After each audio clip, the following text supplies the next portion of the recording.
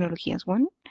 Me gustaría que, igual como no conozco muy bien el nivel técnico de cada una de las personas que se unieron a esta conferencia, pues voy a intentar hablar un poco a grosso modo de cada una de las tecnologías. El tiempo no nos da como para revisarlas a fondo, pero sí va a ser un overview interesante para que podamos un poco empaparnos de estas tecnologías que se han ido permeando un poco desde la parte de redes carrier hacia las redes enterprise. El contenido, básicamente, vamos a iniciar por una descripción general y el objetivo de esta charla y finalmente nos vamos a adentrar en cada una de esas tecnologías que aparecen listadas.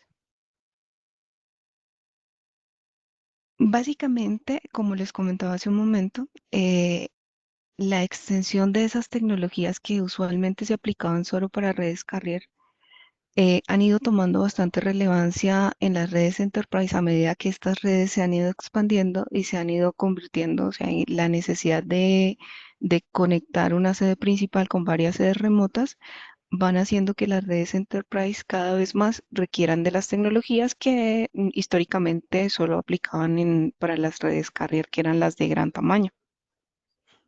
Una red WAN en sí es una red que se expande en una distancia grande que puede ser incluso entre ciudades, regiones o países. Para cumplir esos requerimientos de esa transmisión, teniendo en cuenta las largas distancias de interconexión de una sede con otra, por excelencia se escogen medios de transmisión de tipo óptico. Llámense fibra oscura o tecnologías que permiten incluso explotar aún más las limitaciones de distancia de la fibra oscura, como sería, por ejemplo, los sistemas DWDM. Por lo general, todos estos medios se contratan a través de proveedores de servicio que han venido como potenciando, expandiendo redes que se dedican especialmente al transporte de datos. Estos medios de transmisión ópticos pueden verse reflejados tanto en redes públicas como Internet o en redes de conmutación de paquetes. También encontramos redes satelitales e incluso tramos híbridos en los que se componen con un tramo de red pública, con un tramo de conmutación de paquetes, con un tramo de conmutación por circuitos, redes satelitales e incluso redes WLAN, redes inalámbricas que utilizarían tecnologías como WiMAX, que son las que nos permiten hacer conexiones inalámbricas a gran distancia. Internet es la red WAN más grande que hay en el mundo, entonces es como para que nos hagamos una idea de qué sería una red WAN.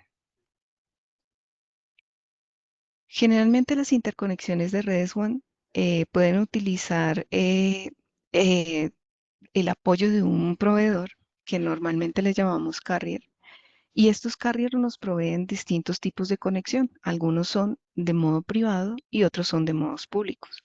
Los privados tienen características, por ejemplo, como líneas de transmisión privadas, eh, netas, que pueden ser, como lo muestra aquí la imagen, circuitos conmutados o paquetes conmutados. Esas de circuitos conmutados pues ya casi no se utilizan, lo mostramos porque históricamente existían y eran estas líneas que funcionaban a través de la línea telefónica conmutada. Todo se ha ido migrando hacia las redes Metro de Ethernet y esto hace que trabajemos con estándares Ethernet, con redes Ethernet sobre protocolos Ethernet, que son básicamente las redes de paquetes conmutados. Las líneas dedicadas, que también han pasado a un segundo plano, pero que aún las podemos encontrar, son las basadas en tecnologías como TDM, que son basadas en T1, C1 y que se utilizan básicamente para en redes que trabajan 2G, incluso 3G. Esas redes de transmisión privadas pueden ser de transmisión privada como tal o MPLS.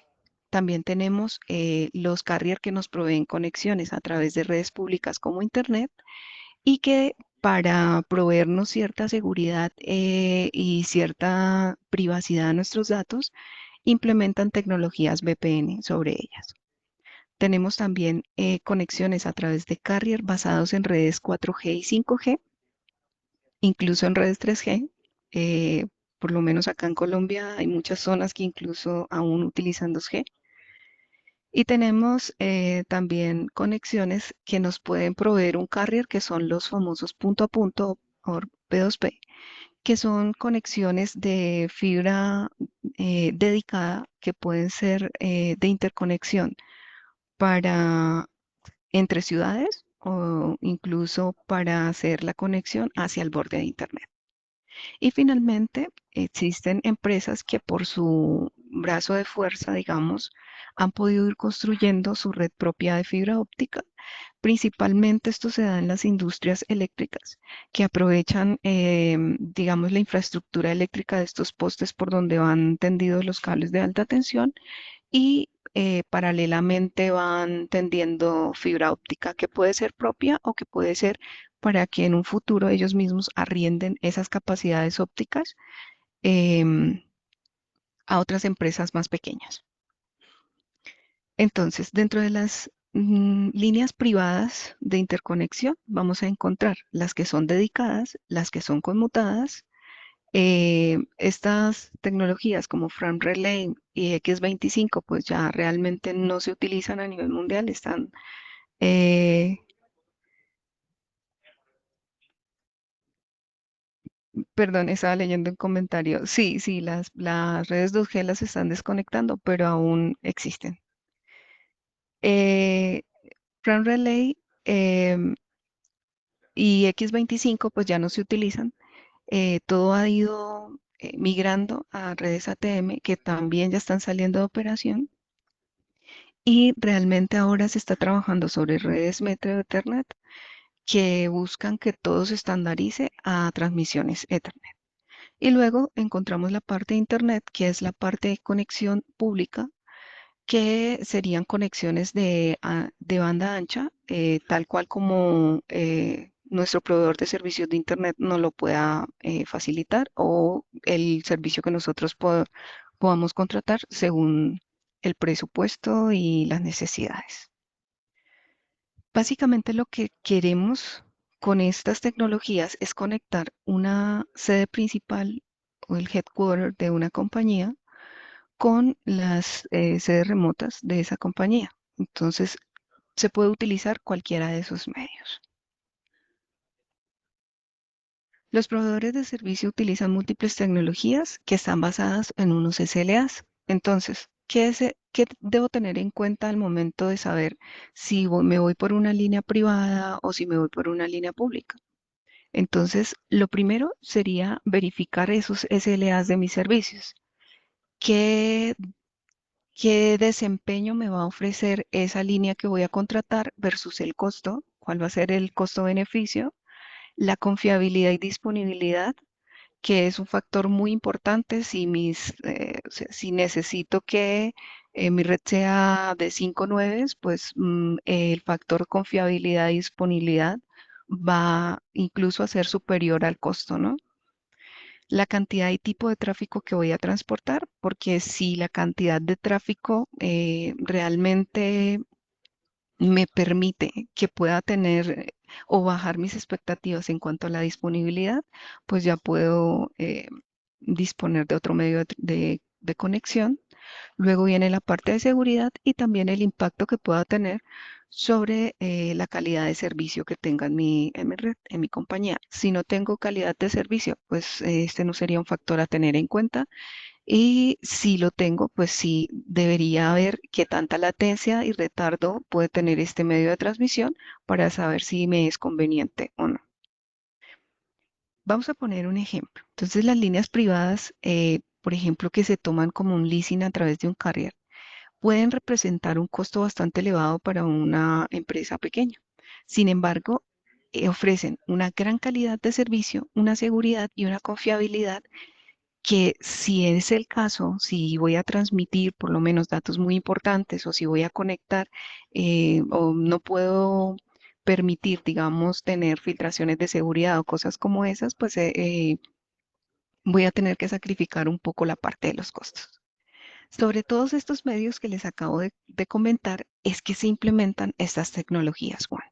La idea es que sobre, ya sea medios ópticos que trabajen solamente a través de transmisión o medios ópticos que implementen tecnologías como tal.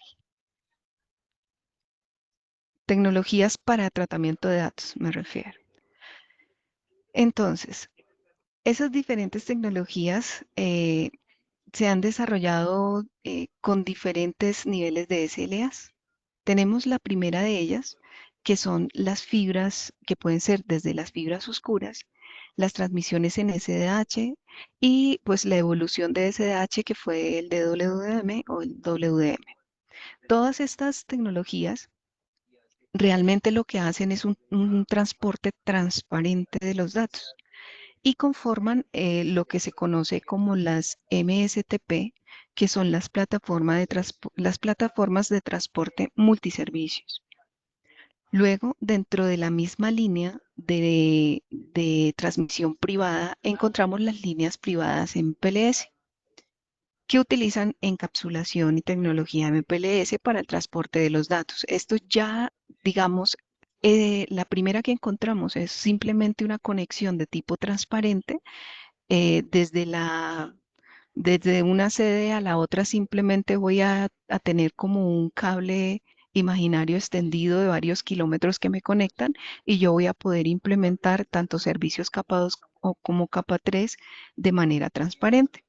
Cuando ya hablamos de MPLS, ya hablamos de un tratamiento que se le da a esos datos. Y por último está la parte de Internet. Vamos a verlas con más detalle cada una. Entonces, tenemos las tecnologías ópticas, como hablábamos, la fibra oscura, que me permite hacer simplemente punto a punto sobre capa 2 o capa 3. Esto es como lo hacíamos normalmente, simplemente conectar un troncal y pasar las VLANs de un lado al otro como si fueran una LAN extendida o manejarlo a través de enrutamiento a nivel de capa 3. ¿De qué depende esto? Realmente de cómo está diseñada nuestra red y de cómo la podemos intercomunicar.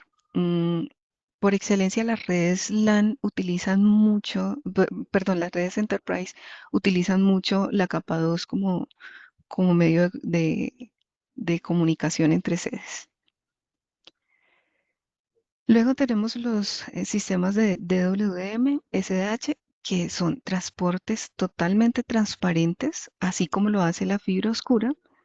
Eh, realmente no vamos a tener a nivel IP ninguna diferencia entre que nos conecten una fibra oscura o a través de un DWDM. Y lo que me va a permitir es hacer una interconexión lógica punto a punto entre las dos sedes.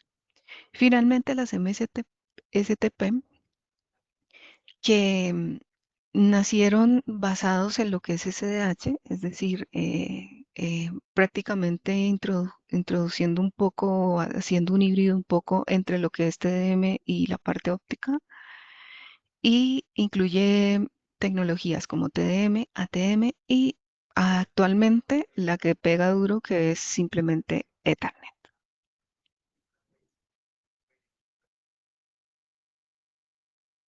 Eso a nivel óptico. Luego tenemos las líneas de Internet y las VPNs.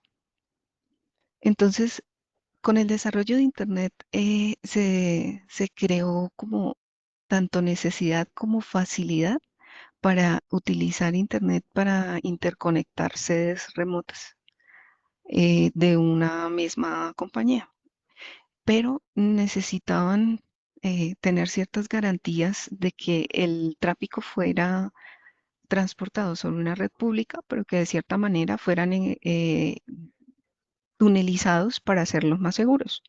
Entonces, esos túneles se hacen a través de las VPNs.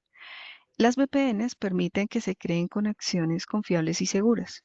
Entonces, hay VPNs de muchos tipos y eso depende también, este tipo de VPN implementar o el tipo de VPN que nosotros podemos en un momento dado que estemos diseñando una solución para un cliente, decir utilicen esta VPN o esta otra, viene mucho de cómo nació esa VPN, de qué tipo de SLAs me puede dar, o sea, cuáles son las ventajas de utilizar una u otra y sobre todo ver el tipo de escalabilidad, porque algunas de ellas se utilizan para redes de pequeña escala, otras mediana escala y otras a gran escala.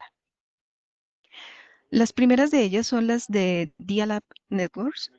Estas VPNs nacieron sobre todo para las redes que eran conmutadas por circuitos, redes que se basaban en líneas telefónicas, básicamente. Se utilizan mucho en este momento, sobre todo las tunelizaciones PPPoE, para hacer conexiones incluso de banda ancha para clientes en redes carrier y actualmente hay una creciente demanda de este tipo de tunelización para redes enterprise que están tratando también de incluir este sistema de hacer un control de acceso remoto a través de servidores. Algunas de estas tecnologías requieren ese apoyo externo porque pues tienen ciertas debilidades en cuanto a seguridad sobre todo y requieren un apoyo externo para hacer lo que es el control de acceso remoto a través de un servidor RAS o conocido como VRAS y incluso la adopción del IPsec como métodos de encripción. Encontramos también otro tipo de VPNs como la IPsec VPN, que yo creo que les sonará mucho. Estos túneles típicamente se utilizan para conectar lo que es la sede principal de una compañía con sus sedes remotas. Permite, digamos, que haya una conexión segura, muy, muy segura, porque hay no solamente un control sobre el túnel, o sea, no solamente está aislado nuestro tráfico, sino que va encriptado. También encontramos las SSL VPNs, que son las VPNs que permiten hacer interconexión de usuarios remotos. Típicamente se utilizó muchísimo, todos lo utilizamos mucho cuando hacemos una autenticación contra un firewall, que es básicamente el que más utiliza este tipo de VPNs cuando, por ejemplo, estamos haciendo un home office y nos logueamos dentro de la VPN de una compañía, normalmente nuestro tráfico está encriptado, perdón, está tunelizado sobre SSL VPN. Y finalmente, las DSVPN, que son, y las Any-to-Any, que son tecnologías VPN que se utilizan principalmente en redes a gran escala. Incluyen tunelización sobre GRE, sobre túneles GRE y encripción con IPsec.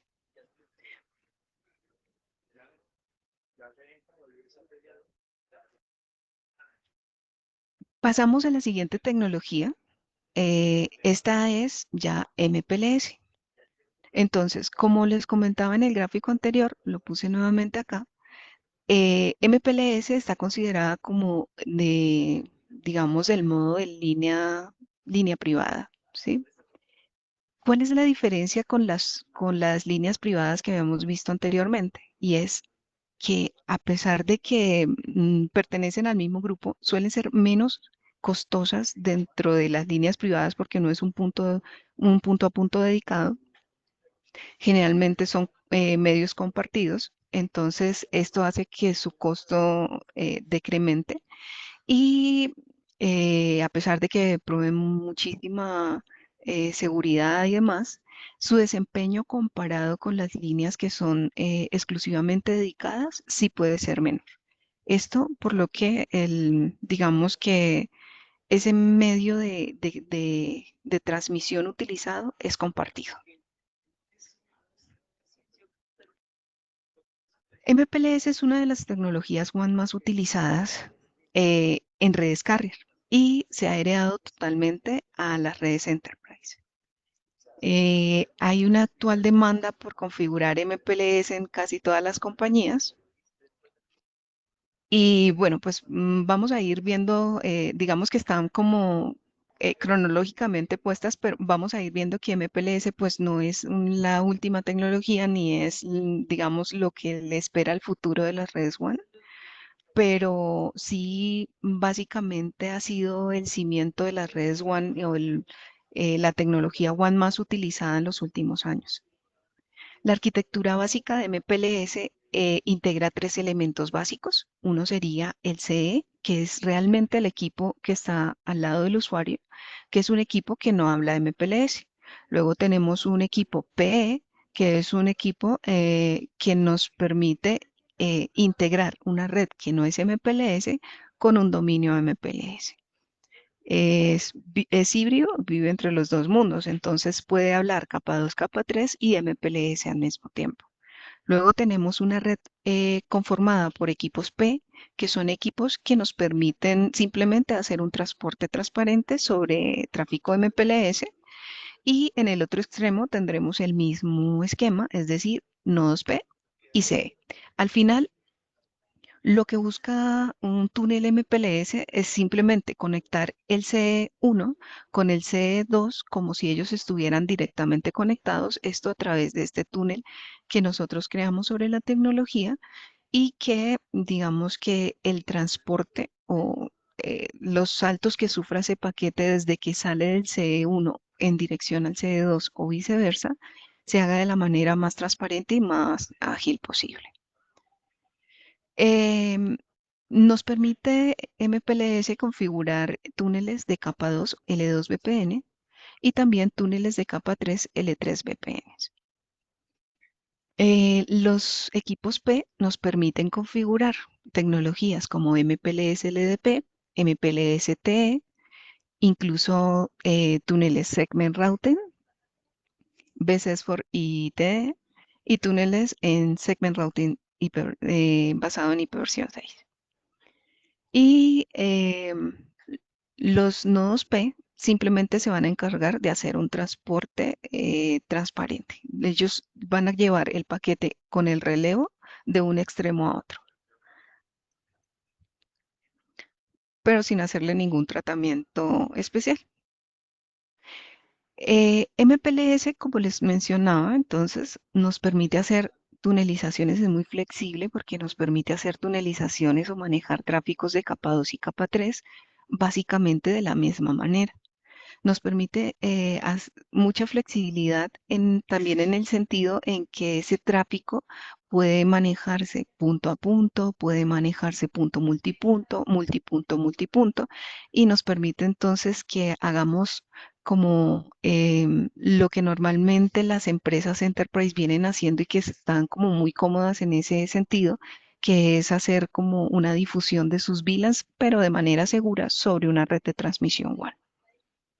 Y además tienen una facilidad de gestión. Una vez, digamos, saltamos al mundo de MPLS y conocemos cómo funciona el protocolo, gestionarlo es bastante sencillo, es bastante mecánico. Entonces, esta tecnología se considera de capa 2.5, es decir, se ubica entre las capas de enlaces de datos y entre la capa de red del modelo TCP/IP. Esto hace que tenga una dependencia sobre la parte de enrutamiento, pero que además ofrece las bondades de todos los protocolos que funcionan sobre la capa de enlace de datos, que es la seguridad de no ser atacados como los que funcionan en la capa 3. Funciona de manera ágil identificando los paquetes con un label o con una etiqueta. Entonces, este protocolo se basa en etiquetas. Entonces, el tráfico ya no va a tener o ya no se va, la transmisión de esos paquetes ya no se va a basar en lo que comúnmente hacen los protocolos, que es mirar la IP de destino, de la MAC, de origen y demás, sino en el sistema de etiquetas que crea para identificar más fácilmente el paquete del destino A al destino B.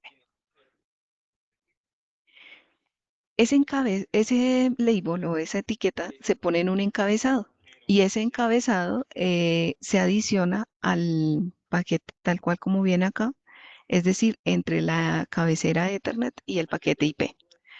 Los datos de esta manera pueden enviarse con mayor rapidez y todo el forwarding se basa es en esas etiquetas.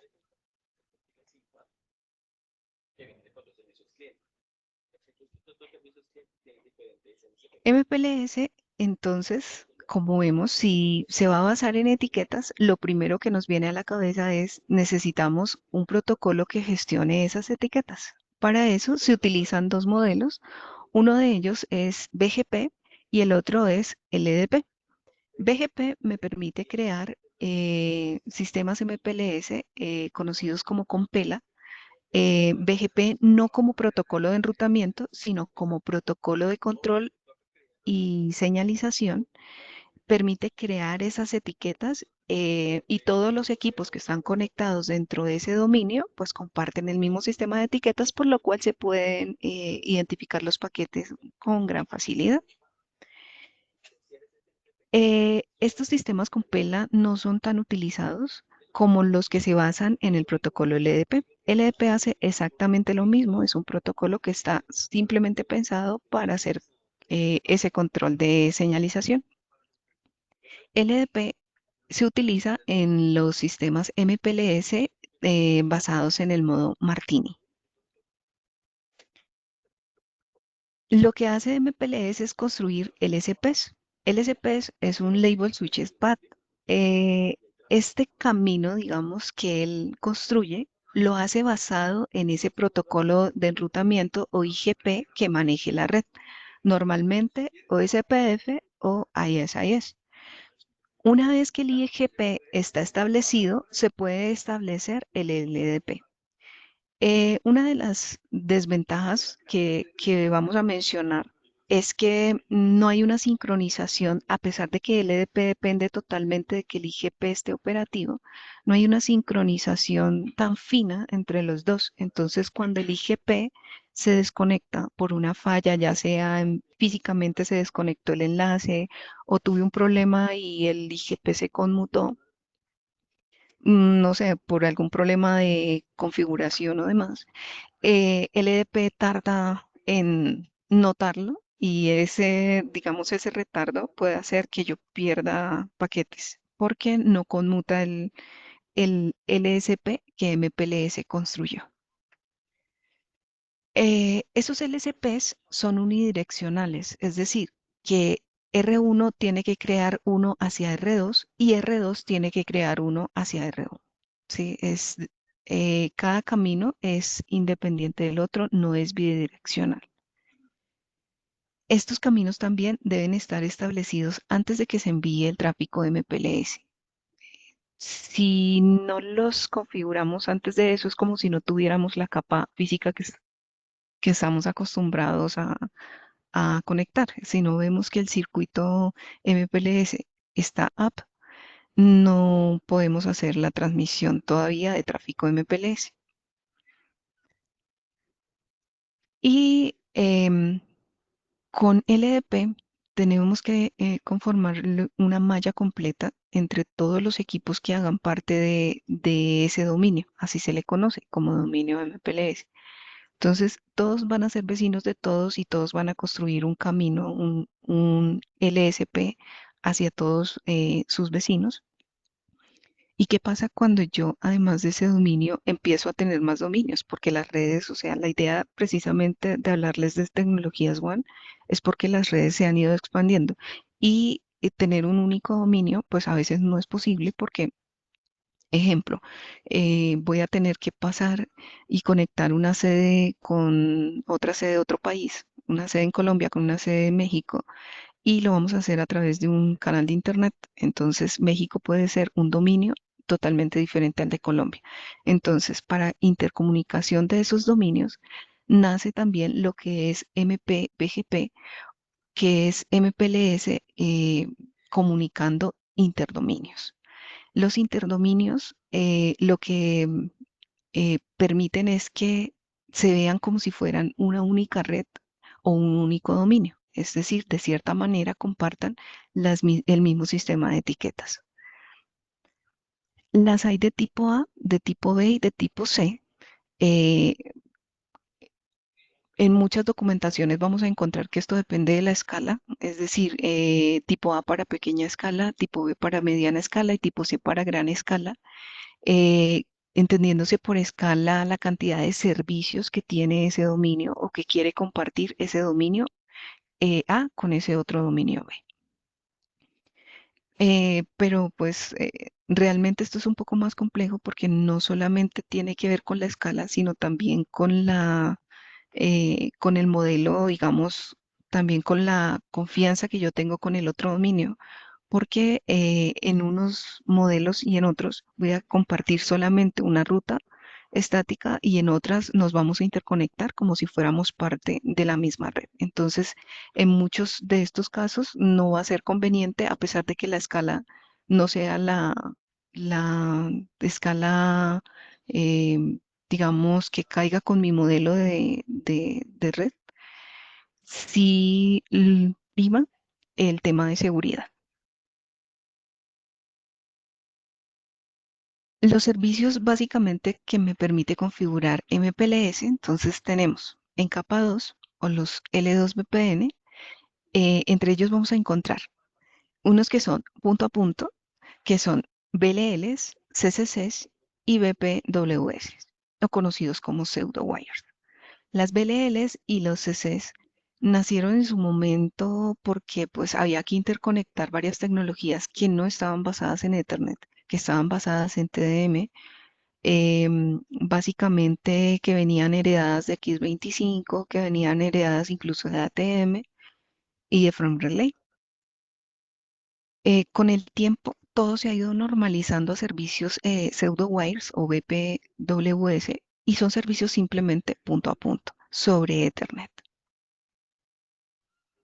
Incluso todas las redes legacy que existen por ahí todavía en muchas compañías que pueden utilizar cosas sobre TDM, se pueden implementar sobre los conocidos pseudo-wires.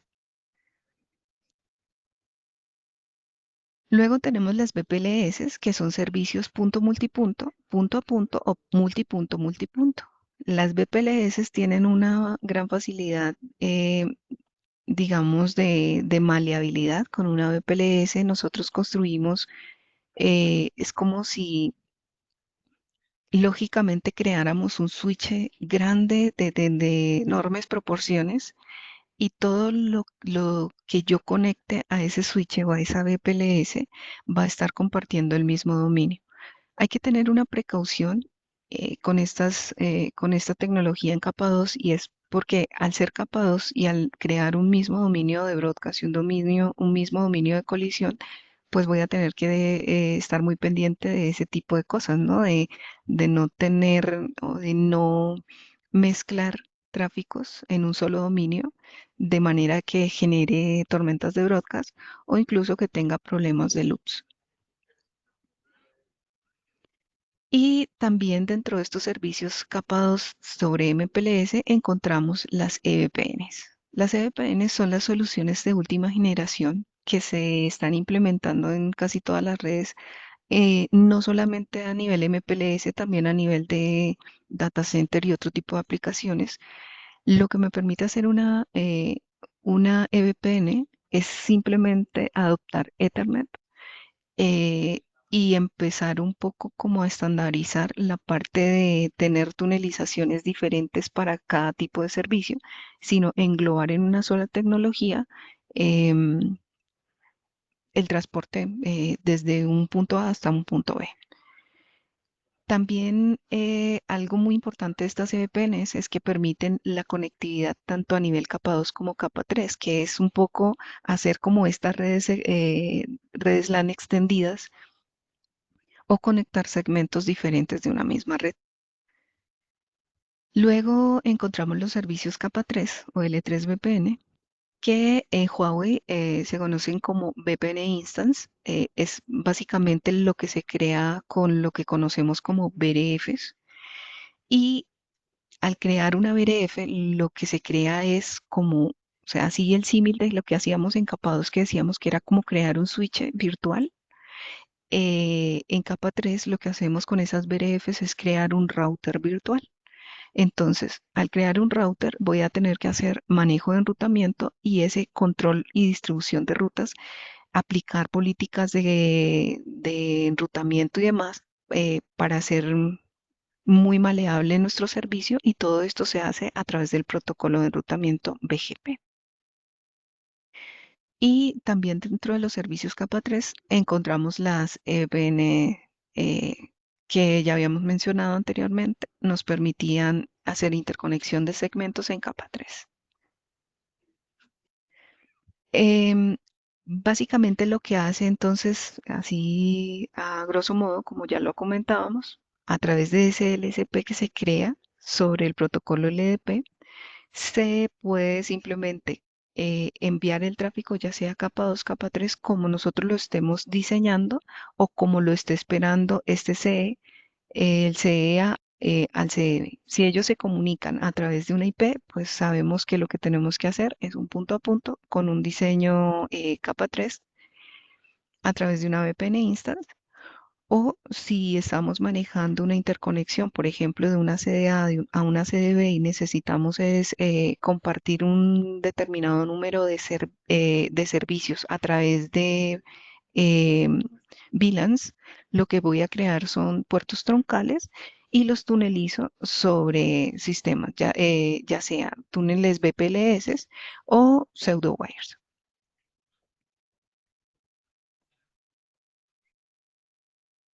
MPLS, como ya lleva muchos años, digamos, esta tecnología ha tenido varias evoluciones, digámoslo así, que han buscado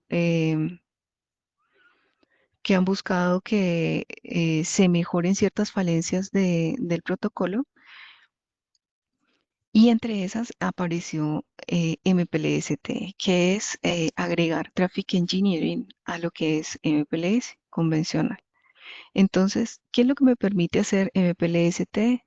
Generar escenarios de alta disponibilidad cuando yo, por ejemplo, tengo un CE que puede estar conectado a dos cabeceras MPLS diferentes, entonces tengo rutas alternas. Con MPLS-TE yo puedo crear estos sistemas o esos escenarios de alta disponibilidad que me permitirán de cierta forma hacer contramedidas ante un fallo de la red, y por ende pues darle un tratamiento preferencial a ciertos servicios que requieren unos SLAs especiales en cuanto a ancho de banda o en cuanto a priorización. Estos sistemas MPLS-T me permiten crear algo que se llaman los explicit path y manejar sistemas de hot standby. Entonces, esos hot standby es tener como un camino de reserva, un camino secundario por si falla el principal, que rápidamente todo conmute allí. Y ese explicit path es decirle paso a paso por donde quiero que se vaya. Hasta el momento trabajamos con MPLS sobre lo que podemos denominar BSESFOR, que es basado simplemente en el LSP, que es el camino más corto que escoge el protocolo de enrutamiento que utiliza la compañía, ya sea OICPF o ISIS, o incluso rutas estáticas. MPLS-TE me permite configurar o le permite, digamos, al administrador de la red, de cierta manera, planear diferentes rutas para servicios o para distintos clientes, de manera que pueda siempre garantizar un ancho de banda o unas condiciones sobre ese tráfico. Sobre todo se presenta cuando las redes empiezan a congestionar y yo tengo que garantizar que, por ejemplo, no sé, mi VLAN 25, que es la que lleva la información de replicación de mis bases de datos y que es totalmente crítica para mi compañía, siempre tenga un camino por donde ir. Entonces, con MPLS-TE yo le puedo indicar a ese tráfico por dónde ir, a pesar de que el IGP le muestre una mejor ruta por otra parte. Dentro de esa evolución, pues está también MPLS QoS, que lo que permite es que a través del campo ES de la cabecera de MPLS se pueda garantizar una calidad de servicio extremo a extremo cuando yo estoy transportando mis datos. Entonces, lo que yo hago es como mi paquete va a llevar un encabezado y el equipo P que recibe ese paquete va a leer solo el encabezado, pues lo que hago es extrapolar los datos de calidad de servicio con los que vienen marcados, ese DSSP con el que viene marcado el paquete desde el acceso, lo extrapolo al campo ESP de la cabecera para darle un tratamiento preferencial a esos datos de extremo a extremo. De lo contrario, digamos que a pesar de que yo marque en origen el paquete, en el momento en el que entre en el dominio MPLS, como no va a haber esa marcación dentro del paquete por quien solamente va a leer la etiqueta, se perdería esa garantía de calidad de servicio de extremo a extremo y solamente la recuperaría cuando vuelva a entrar al dominio. Pues si, por ejemplo, tengo marcado el paquete a nivel de VLAN, pues cuando ya llegue al dominio de capa 2 nuevamente. A esta parte de MPLS-T se le conoce como SRLSP a los caminos o a los paths que se configuran, es decir, son constrained LSP que son como con ciertas restricciones, ¿sí? Esas restricciones se las doy yo basados en esos SLAs que quiero que cumpla mi tráfico. Adicional, utiliza el protocolo RSVP, que lo que se encarga es de hacer como una reserva de recursos en la red para garantizar que ese túnel que estoy construyendo sobre Traffic Engineering me va, digamos, a proveer o siempre voy a tener los recursos suficientes de ancho de banda sobre las líneas de transmisión por la que pasa el paquete.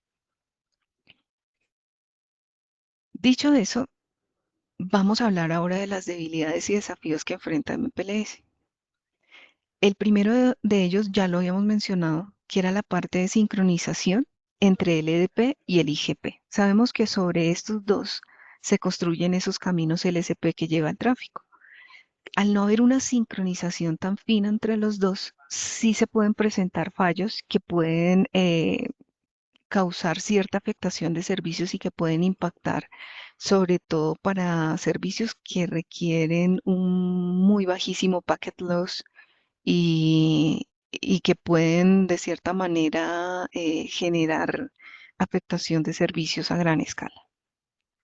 Si esto, pues cuando tenga problemas con mi IGP, por ejemplo, configuré mi OSPF, tengo un problema entre áreas, tengo discontinuidad de áreas, entonces cuando se presenta una avería sobre el OSPF, esa discontinuidad de áreas va a hacer que la convergencia del protocolo, o sea, que se restablezca después de la caída, le tome incluso entre media hora, 20 minutos. Por lo tanto, voy a tener de esa media hora de indisponibilidad más el tiempo que tarden en converger los LSPs cuando se restablezca el IGP. Adicionalmente, MPLS ofrece unas capacidades un poco limitadas para lo que se viene a continuación en las redes, que es implementar programación en la red a través de SDN, a través de virtualizaciones y demás. Entonces, digamos que como es una tecnología que lleva mucho tiempo, sí le ha costado un poco adaptarse a todos estos cambios que vienen a nivel tecnológico. Este MPLS está muy optimizado para hacer esos tipos de conexiones punto a punto multipunto que vimos anteriormente. Sin embargo, todas las conexiones que son punto a nube, que es lo que se está implementando actualmente, siguen representando un desafío y no termina la tecnología de adaptarse por completo. Ejemplo de esto, o sea, cuando utilizamos, por ejemplo, un SAS, eh, sí llega a ser un desafío para MPLS adaptarse a este tipo de conexiones. Para redes Enterprise puede representar un costo elevado la implementación de MPLS, ya que debe comprar ese servicio a un operador y probablemente deba utilizar los servicios de más de un operador porque no hay operadores que tengan una cobertura global completa, o sea, que realmente me ofrezcan como ese servicio. Entonces van a tener que hacer contrataciones con varios y adaptarse un poco también a lo que ofrece el mercado local de proveedores de servicios MPLS o carriers MPLS. Eh,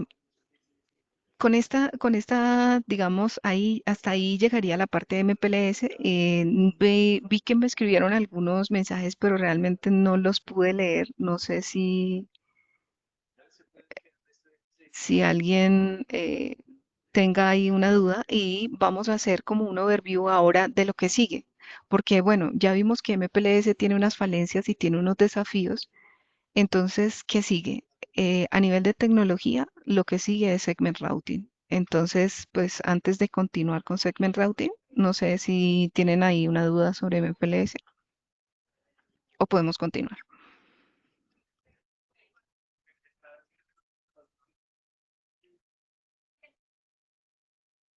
Listo, continuamos. Gracias, Andrés. Entonces, mm, antes de explicar qué tecnologías de segment routing vamos a utilizar, pues para muchos la parte de segment routing no es tan conocida, no está tan difundida. Entonces vamos a hacer como un pequeño o breve explicación de qué es esto. Entonces, Segment Routing, pues es una tecnología WAN, así como lo es MPLS, pero está diseñado en tecnología de reenvío de paquetes basado en el modelo de enrutamiento en la fuente o de enrutamiento en el origen. De esta manera, el nodo fuente de los paquetes digamos que especifica la ruta que sigue el paquete para alcanzar. En este caso, como lo muestra la imagen de R1 a R6, que aunque pasa por varios segmentos, lo que pasa es que desde R1 ya está pensado toda la ruta extremo a extremo. Provee una alternativa de enrutamiento al enrutamiento tradicional que se hacía por paquetes o incluso el basado en etiquetas de MPLS, aunque tienen varios componentes en común. Y realmente es como, o se creó en respuesta a la industria cuando hubo el boom de las redes SDN. Les voy a hacer aquí un ejemplo, o qué se conoce, o sea, básicamente la tecnología lo que hace es dividir tramos de la red o segmentos de la red. Pero, ¿cómo sería esto? ¿Cómo lo podríamos, digamos, entender de una mejor manera? Es como si yo tomara un avión, por ejemplo, desde Bogotá hasta París. Y de cierta manera, cuando fui a comprar mi tiquete me dijeron, pero hay una escala. Entonces me dicen que tengo que viajar desde Bogotá hasta Madrid y desde Madrid hasta París. Realmente mi cometido es llegar a París, ¿cierto? Entonces mi viaje está segmentado en dos. Eso es lo que hace básicamente un paquete. El paquete va desde R1 a R6, pero tiene en su trayecto que pasar por R2 y R3. Es decir, que va a encontrar unos segmentos. Por eso se llama segment routing. ¿Cómo se simplifica el enrutamiento tradicional? Tradicionalmente un paquete que sale de R1 llega a R2 con su encabezado IP, se lee su encabezado IP y con esto además se hace el tratamiento de este paquete diciendo que necesita llegar a R6 porque él busca la IP de destino, entonces dice R6. Entonces R2 tiene que analizar cuál es el camino que debería tomar ese paquete para llegar a R6. Consulta su tabla de enrutamiento y se da cuenta que es a través de R3. Por lo tanto, después de hacer ese tratamiento, vuelve, encapsula el paquete, lo envía a R3.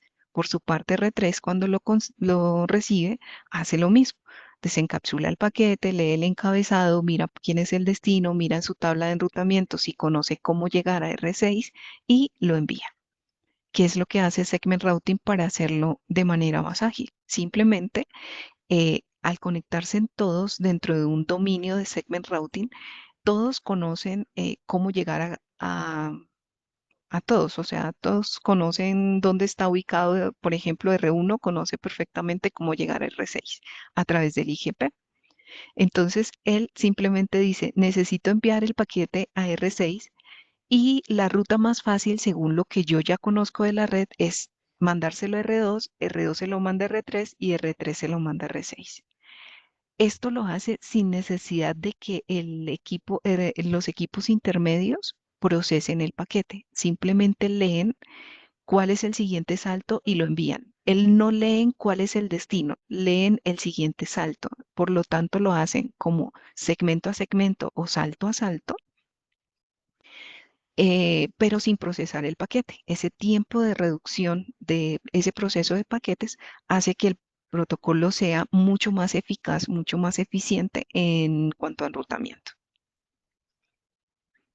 Listo. Entonces, dicho eso, aparece la primera implementación de Segment Routing y se llama SRMPLS, Segment Routing MPLS, que es un híbrido entre esas dos tecnologías. ¿Qué es lo que me permite SRMPLS? Que sobre una red de MPLS que yo ya tengo bien estructurada y que me ha costado muchos años construir, pues simplemente no desecho la tecnología, sino que adopto el sistema de etiquetas de MPLS y empiezo a hacer mejoras. Primera de ellas, se elimina el EDP, que sabíamos que era la principal falencia de MPLS, que era esa sincronización del EDP y el IGP.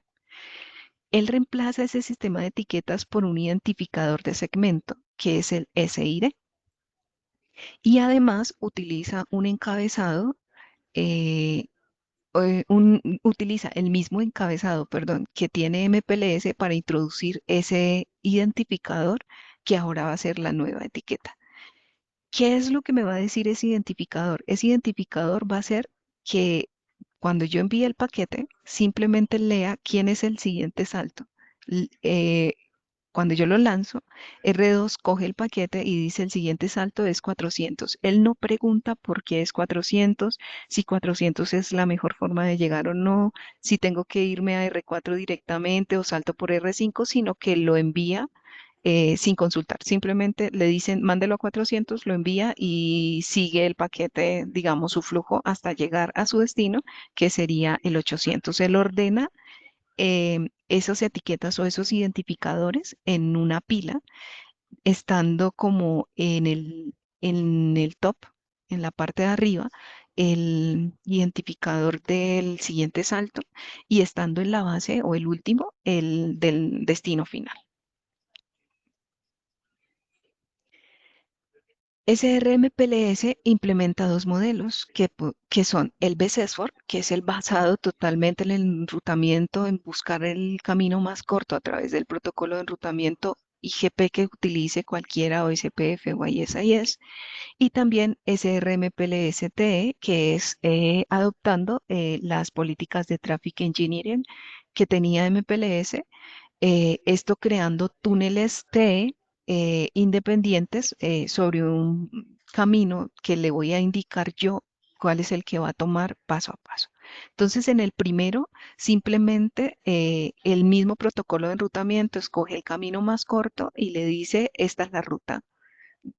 Y en la parte de TE, lo que voy a hacer es que yo le voy a especificar qué ruta tomar. A pesar del IGP, yo le voy a indicar qué ruta tomar. Y estas rutas las puedo indicar tanto para una ruta principal o como para una ruta de backup, en caso de que lo que esté garantizando sea una alta disponibilidad sobre un servicio. Así de manera un poco más resumida, esas ventajas entre MPLS y SRMPLS serían que eh, utilizo es menos complejo, digamos, porque utiliza menos protocolos. MPLS tiene que utilizar LDP, RCBP para darte el IGP y BGP, mientras que con Segment Routing MPLS solamente necesito el IGP y BGP en caso de que vaya a hacer intercomunicaciones de VPN Instance o servicios de capa 3 y intercomunicaciones entre dominios. El ajuste de rutas se hace en SRMPLS solamente desde la fuente hasta el destino. En cambio, en MPLS se tiene que ajustar la ruta en cada uno de los saltos que da, por lo tanto es menos eficiente. La distribución de etiquetas, digamos que no requiere y no ocupa tantos recursos en SRMPLS como lo hace en MPLS tradicional, por lo tanto lo hace menos escalable. Y para la arquitectura, pues lo dicho, o sea, en MPLS tradicional no se cumplen con las expectativas de las redes SDN. Luego encontramos Segment Routing IPv6 o SRv6. Esta tecnología realmente muestra una mejora significativa incluso de Segment Routing MPLS.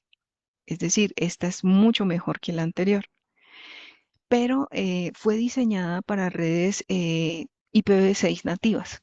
Con el tiempo se ha adaptado un poco y ya pueden funcionar en redes híbridas, tanto de IPv4 como IPv6, pero sí necesita el IPv6 para su funcionamiento. ¿Esto porque nos olvidamos de implementar otro protocolo de enrutamiento diferente al que utilice? O sea, en IPv6 solamente voy a utilizar uno de los, el protocolo, digamos, el IGP o IBGP, como lo hace SRMPLS. O sea, no utilizamos sistemas de etiquetas ni nada de eso. Pero la ventaja es que trabaja sobre VPN. Nos quitamos el crear punto a puntos, puntos multipuntos, todo se maneja a través de VPNs.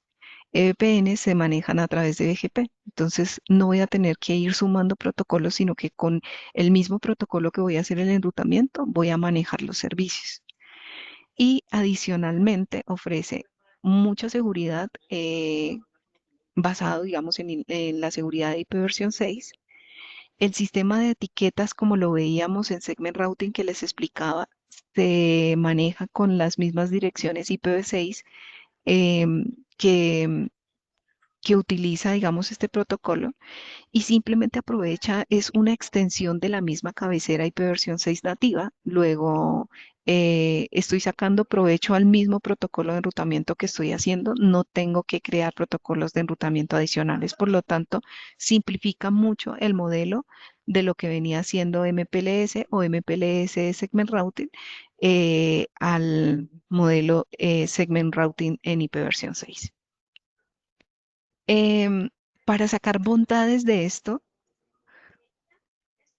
digamos, para sacar bondades de esta evolución, se aconseja mucho trabajar con orquestadores. El tema digamos, de esta tecnología es que nació para IPv6 y nació para redes SDN. Entonces, viene pensado en manejos de orquestadores, por lo tanto, todo a nivel de administración y de implementación se simplifica mucho, ya que a través del orquestador se hacen los cálculos de los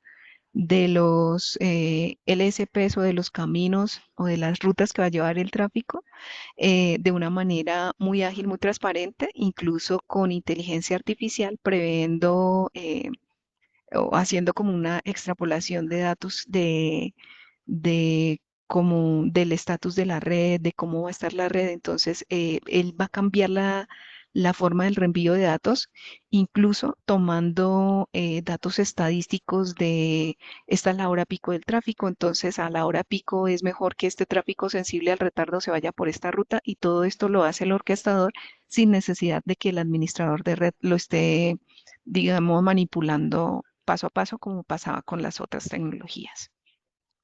También podemos ofrecer o vemos los dos modelos que son el BCS4 y el TE. Eh, Básicamente entonces esto introduce el manejo de también una última tecnología que es SD-WAN. Ya con esta terminaríamos. Eh, ya con el slide anterior terminado la parte de IPv6 Segment Routing, ¿vale?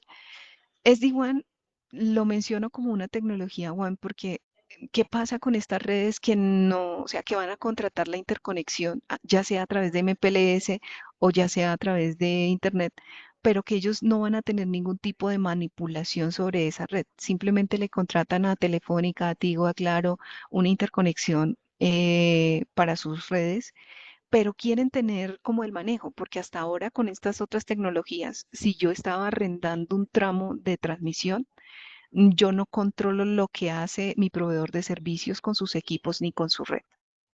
Solamente puedo ponerle unas condiciones a mi servicio y nada más. Entonces, por eso surge también SD-WAN como tecnología de interconexión, porque le permite que aunque la parte física sea de un tercero, la parte lógica que yo configuro, esa parte que yo virtualizo, sí sea totalmente mía y administrada por mí.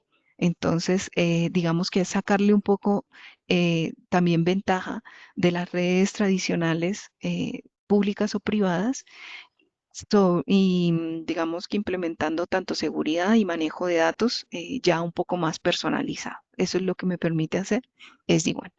La herramienta de SD-WAN creada por Huawei se llama iMaster NSE-WAN. Es el controlador. Lo que me permite es que no importa quién me provea este underlay, que es la capa física, yo pueda crear una red virtual overlay, incluso varias de ellas que tengan tipos de interconexión o topologías lógicas diferentes dependiendo del servicio que quiero implementar, y que a través de protocolos como NEFCON y SNMP yo pueda entregar toda la configuración desde mi controlador hacia los equipos de las sedes remotas eh, con un solo clic, o incluso de manera gráfica, o que pueda hacer configuraciones Zero Touch Provisioning, es decir, que yo no necesite manos remotas, sino una vez el equipo se registre a mi red SD-WAN, yo desde ahí la pueda gestionar, reconfigurar y administrar completamente. Los diseños o las topologías básicas de SD-WAN incluyen diseños Hub and Spoke, que es cuando yo tengo una sede principal, generalmente un data center, y unas sedes remotas que tienen, digamos, equipos de menor capacidad. Esto es para diseños de compañías en las que tengo centralizado sobre todo la parte de seguridad, de balanceo de tráfico y cosas como esas, y que el tráfico de las sedes tiene que sí o sí pasar por ese sistema de seguridad o por ese balanceo. Entonces se utiliza este tipo de topología. Luego encontramos topologías full mesh en la que todos se comunican con todo y el tráfico no necesariamente tiene que estar centralizado en un punto crítico de la red. Esto, digamos, para compañías que no tengan niveles de seguridad muy estrictos o que tengan sistemas de seguridad distribuidos. Luego encontramos las partial mesh, o que son en malla parcial. No todas las sedes van al central, o no todos se están conectando con todos, algunos están en cascadas. Y luego encontramos las jerárquicas, que básicamente lo que forman son árboles, es como unir las mesh con las hop and spoke. Y es la que se utiliza cuando voy a interconectar más de un país. Perdón, dentro de las soluciones de WAN que ofrece Huawei, vamos a encontrar tres roles básicamente. Uno de ellos es el IGW, que es el gateway, que me comunica las redes SD-WAN con redes no SD-WAN. Luego tenemos los row reflector y luego tenemos los CPE, que simplemente son los nodos Edge. Estas son básicamente como eh, los, eh, los productos basados en routers AR de la línea AR, que se pueden utilizar para las redes SD-WAN y que van desde la gran escala incluso hasta los puntos que son los SOHO, que son los que van en home, en casa, ¿sí? Cualquiera de estos equipos aquí que les muestro pueden ser CPE, Route Reflector o Gateway, o incluso tener roles combinados. Simplemente hay que saber seleccionarlos. Ustedes que pues aconsejan mucho la parte, digamos, de diseño, para que, digamos, que adapten también el producto que ofrecen con lo demás.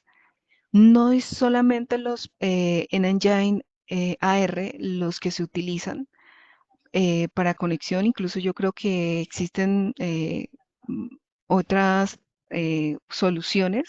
Sin embargo, estos son los equipos sobre los que están los desarrollos y por tanto, pues cada vez que estén ustedes haciendo como un diseño o evaluando un diseño o proponiendo un diseño, sí es importante que tengan el apoyo ya de producto Huawei, del área de producto, para que ellos les puedan indicar si el equipo cumple. Digamos, esto ya iría muy con el tema del performance, con el tema de las tablas de enrutamiento que pueda aprender y demás, y el tráfico que puede manejar el equipo. Entonces, basado en ese, simplemente se les dejo esto así como un abrebocas y pues ya esta parte directamente con producto de Huawei pueden tener una asesoría mucho más completa. Por mi parte, eso era la charla. Espero les haya resultado interesante. Espero también hayan podido evidenciar hacia dónde se dirigen el mundo de las tecnologías One y empezar un poco a familiarizarnos con esas nuevas tecnologías que son realmente lo que viene para el futuro de las redes. Muchísimas gracias, Mónica. Si gustas, te leo una de las preguntas que quedaban pendientes. Ciro Juárez pregunta, ¿solo esas familias manejan SD-WAN? Como lo mencionaba, ya digamos con la parte de producto, en la documentación de Huawei, cuando se verifica, digamos, los productos, ellos enfocan a la familia AR de esta serie que les mostré. Sin embargo, con producto pueden hacer la validación si aparte de la familia de routers AR, pueden implementar muchos más. Yo creería que ya dependería del rol que va a tomar el equipo dentro de la red. Es básicamente como cuando tenemos las familias de switches, ¿no? No quiere decir que un switch de data center no me sirva para agregación o para acceso, pero sí cada uno tiene los roles porque al final los features intrínsecos de cada familia pues ha sido diseñada para ciertas cosas, pero ya producto sería quien les puede ahondar y confirmar.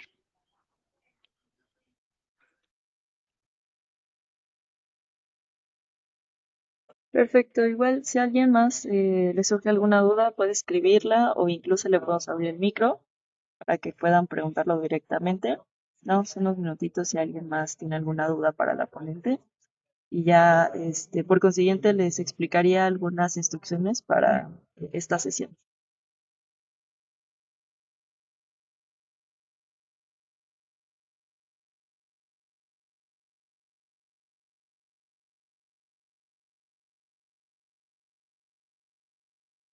Así es, Ciro. Esta es la primera de 3 sesiones. De hecho, les acabo de compartir vía correo la invitación para que asistan a las 2 siguientes y ahí vienen todas las instrucciones.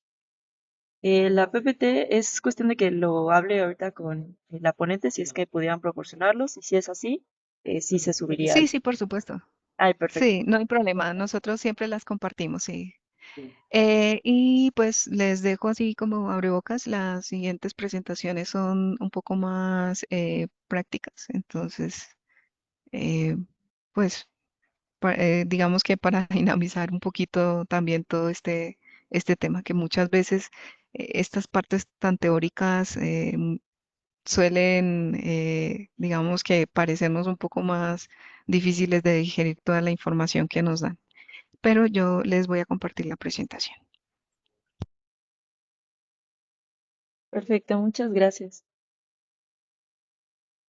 Fernando, así es. Para cada sesión es necesario registrarse porque aquellos que no están interesados en la constancia, pues pueden acudir, por ejemplo, a una o a dos y no forzosamente estar en las tres para la constancia, ¿no? Entonces, eso sí es a su interés, ¿no? De cada uno de los temas. Y bueno, Mónica, antes de proceder a dar instrucciones y una breve explicación sobre la herramienta Bueno, no sé si gustes dar como algún cierre o procedemos.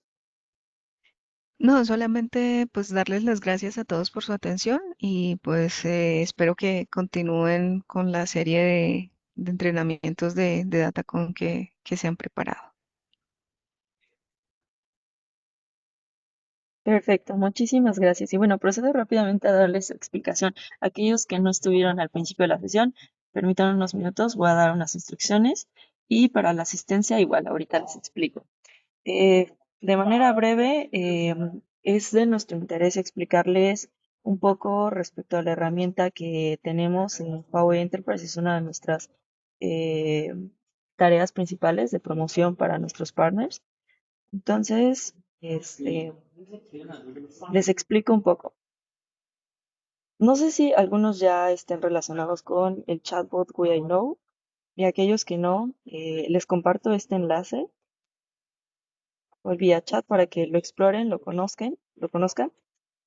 Primero, una vez que acceden a este link, a mí ya me logueó automáticamente, pero sí es importante que siempre inicien sesión para que estén logueados y el chatbot pues pueda tener una mejor respuesta porque también depende de su tipo de usuario, ¿no?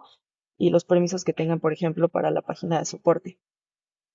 Este es una herramienta que funciona con inteligencia artificial. Es uno de las herramientas que ha optimizado Huawei a lo largo de estos últimos años y ya en este principalmente se ha enfocado a que tanto partners como empleados, todas las personas que trabajen con productos empresariales de Huawei, pues la usen porque es una herramienta que beneficia y puede facilitar mucho la solución de problemas técnicos. Voy a hacer una pequeña demostración donde pueden familiarizarse con la herramienta. Primero te pide como seleccionar alguna de las líneas de productos para que pueda entender y categorizar a qué línea de producto pertenece tu pregunta. En este caso voy a seleccionar Network de manera general, no agregué ningún campo y agregas tu pregunta, das clic en enviar y de manera automática te genera una pregunta donde te muestra, por ejemplo, enlaces que te dirigen a la página de soporte. Aquí, dependiendo de tu tipo de usuario, es los permisos que te va a dar para poder ver la información. Pero también es importante que para ayudar a que esta herramienta se optimice, le des pulgar arriba o pulgar abajo, dependiendo de si te fue útil o no la respuesta. De igual manera, una de sus funcionalidades es que si la herramienta no te da alguna respuesta que te haya funcionado, también aquí está la opción de un chat live con un ingeniero que te contesta de manera inmediata. Dependiendo de tu país, lo seleccionas y también puedes abrir un SR aquí directamente, ¿no?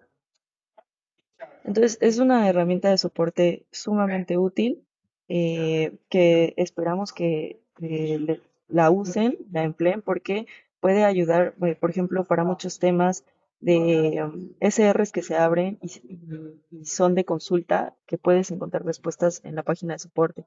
Por ejemplo, licencias, configuraciones de protocolos, alarmas comunes en storage. Toda esta información pues ya existe, ya está una documentación, pero pues esta herramienta está justo enfocada para dar respuesta a todos ellos de manera más fácil, ¿no? Y bueno, asimismo, compartirles las instrucciones a aquellos que deseen obtener la constancia de participación. Para esto es necesario pasar asistencia en las 3 sesiones. Les voy a compartir este enlace que es en el mismo en el que ya se registraron. Aquellos que todavía no hayan hecho registro tienen oportunidad de hacerlo. Todavía va a permanecer unas horas abierto este formulario. Es importante que lo llenen correctamente, dan clic en aceptar. Quienes ya lo llenaron va a aparecer inhabilitado y como segundo paso deben de dirigirse a la parte inferior de esta publicación y en esta sección de comentarios dejar alguna opinión o sugerencia que tengan respecto a esta sesión que tuvieron hoy sobre One MPLS SR. Dan clic en enviar y ya cumpliendo con estos 2 requisitos tendrán validada su primera asistencia. Esta misma dinámica va a ser necesaria en las 3 sesiones, de tal manera que al finalizar el bloque de Datacom, pues les llegará a su correo una constancia validando que cumplieron con todo el capítulo de Datacom, ¿no? Y pues asimismo les hicimos llegar ya estos enlaces de registro a su correo. A todos los que están en esta sesión ya lo tienen en su correo. Fue el de hoy, donde dentro de un rato, yo creo que unas 2 horas, van a poder ya ver la grabación en esta misma publicación donde se registraron. Y están los próximos dos para que le den clic sobre la imagen y puedan dirigirlos al link de registro. Y pues finalmente invitarlos a que asistan, a que lo compartan e inviten a más compañeros, porque este entrenamiento este tipo de entrenamientos están enfocados a profesionalizar y tener un mejor conocimiento técnico con nuestros partners, en colaboración ahorita que estamos trabajando con el Departamento de Colombia. Entonces, les invitamos a que los aprovechen, porque son gratuitos, están a su alcance, son con grandes ingenieros, grandes técnicos, como lo verán a lo largo de las 3 sesiones, y hoy lo puedo comprobar, Mónica. Están llenos de un montón de conocimiento y pues nada, está la invitación y esperamos verlos en la próxima sesión.